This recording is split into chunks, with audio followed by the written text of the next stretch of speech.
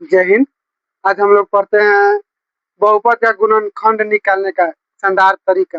8 और 9th में सबसे ज्यादा यही पूछा जाता है ना।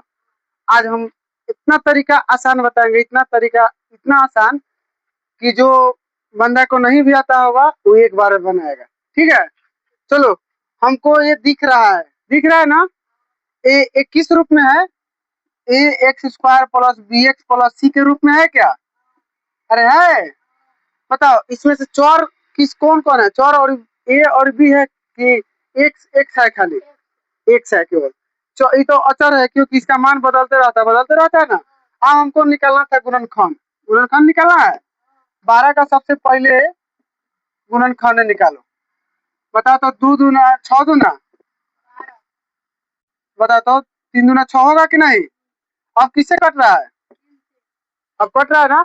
अब बताओ हम इसमें से क्या जोड़े कि 7 एक से आ जाए, 7 आ जाए और गुना करने पर 12 आ जाए। बताओ समझ में आ रहा है? कुछ नहीं आ रहा है। 2 दूना 4, 2 दूना 4 और गुने 3 चढ़ती है 12 हो गया। तो देखो तो जोड़ेंगे तो 4 3 7 हो रहा है कि नहीं? अरे हो रहा है। तो चढ़ती है 12। अब हम इसको ऐसे लिख सकते हैं क्या? 4 प्लस 3 इंटू एक्स और प्लस 12 लिख सकते हैं कि नहीं? 4 3 7 एक्स नहीं हो गया। अब हम जानते हैं गुना करना है। एक्स स्क्वायर प्लस 4 में 1 से गुना करें कितना होगा? प्लस 3 में 1 से गुना करेंगे 3x प्लस 12 होगा। अब कुछ मत करो, दो के जोड़ा बना दो। हो गया। देखो तो इसमें भी x दिख रहा है, इसमें भी x दिख रहा है कि नहीं? अब कॉमन हम इसमें से एगो x निकाल लेंगे तो एगो x बचेगा। प्लस है तो प्लस। अब यहाँ से तो x निकल गया ना।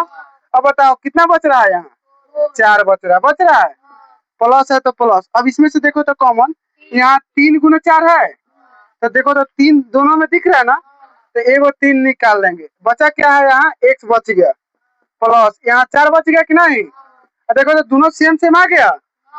जो कॉमन लिए थे ना इसको एक साथ x प्लस 3 हो गया। एगो गुना कर दो इसको x प्लस 4। हमारा ये गुणनखंड आ गया, समझ गया। अब इसी के आगे जाएंगे तो हमारा बहुपद का शून्यक निकल जाएगा।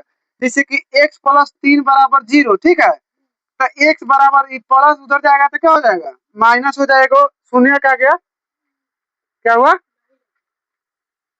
चलो इसका शून्यक निकालने के लिए यहाँ देखो x प्लस 3 बराबर 0 हो जाएगा तो x बराबर -3 आ जाएगा। कितना आएगा? एक और शून्यक बचा है। x प्लस 4 बराबर कितना दिया है? 0। तो x बराबर -4। अरे द्विघात बहुपद में होता नहीं है अल्फा और बीटा का मान। अल्फा का मान -3 हो गया और बीटा का मान -4 हो गया। समझ में आया? इसी को शून्यक बोलते हैं। ठीक है, बंद करो।